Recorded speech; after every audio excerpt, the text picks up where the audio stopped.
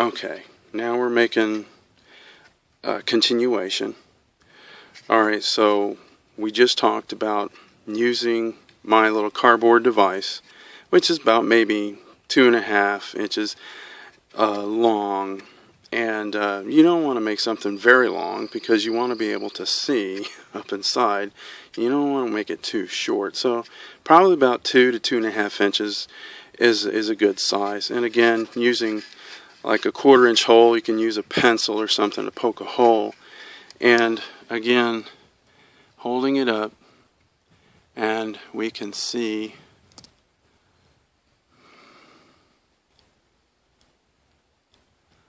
that light that's inside the cardboard. You see that light where it's coming through the hole. You want it dead center in the back of that piece of cardboard. If it's too high up inside, then you need to raise the back of your oven to bring, it's like a bubble level. You want to raise the back of the oven to bring your spot down. If the spot's too low, then you want to drop the back of the oven so that the spot is more up. You see?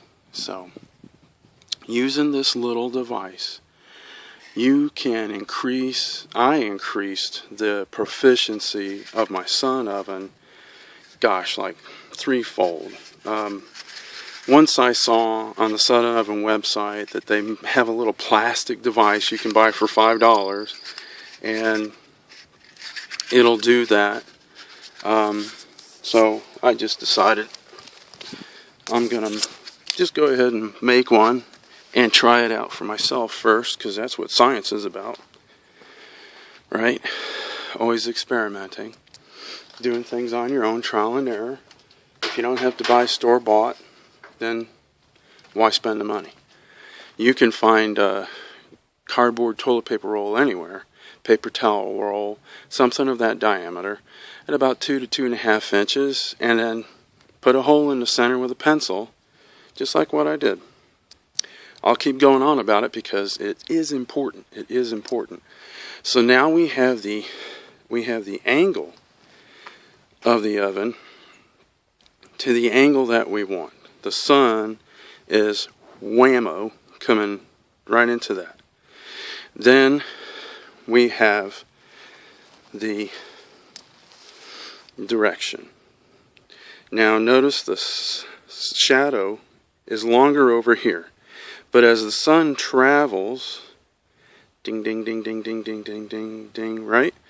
That shadow is going to shift more this way because the sun is continuing to travel.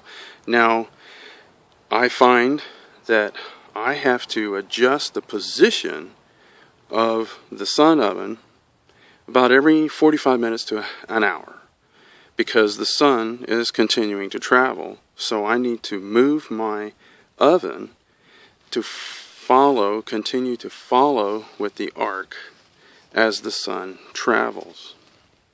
So I start out in this position in the morning because it's around 10:30, something like that. And the sun is in a new spot. It's up there. But then as we get towards noon, 1 o'clock, the sun's going to be right up overhead, and I'm going to need to move that oven. And then as the sun continues to go towards the southwest, as it's going to go down, my oven needs to be moved also. So you're continuously trying to track the sun like every 45 minutes to an hour.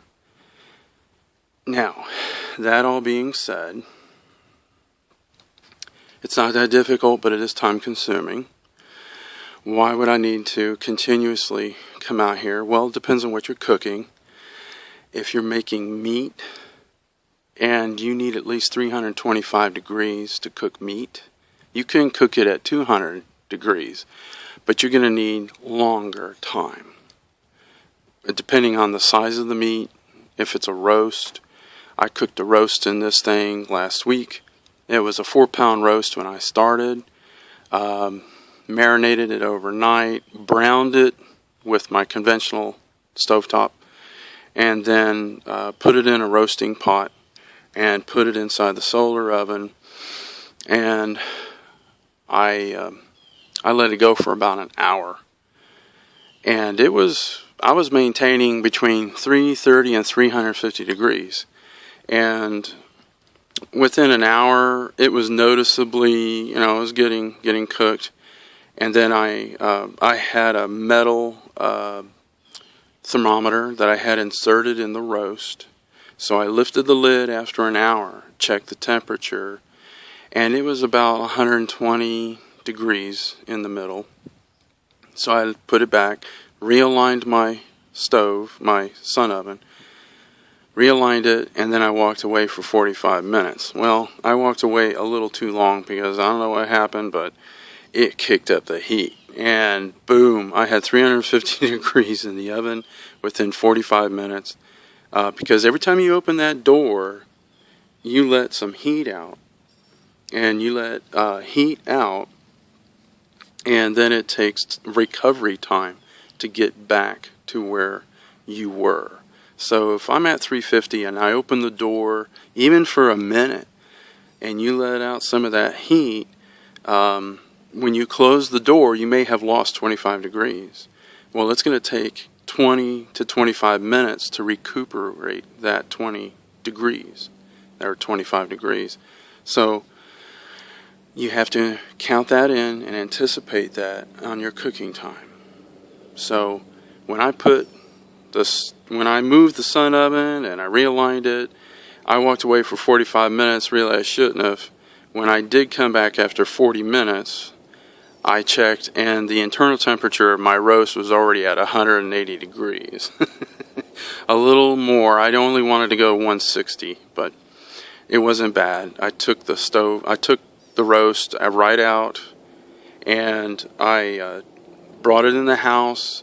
I tented it with some aluminum foil, and I let it sit there for like 15-20 minutes just to let the meat rest before I did any cutting. And it was awesome. It was one of the best, moistest roasts. And I'm not a great chef. I'm not even a chef. I'm a cook.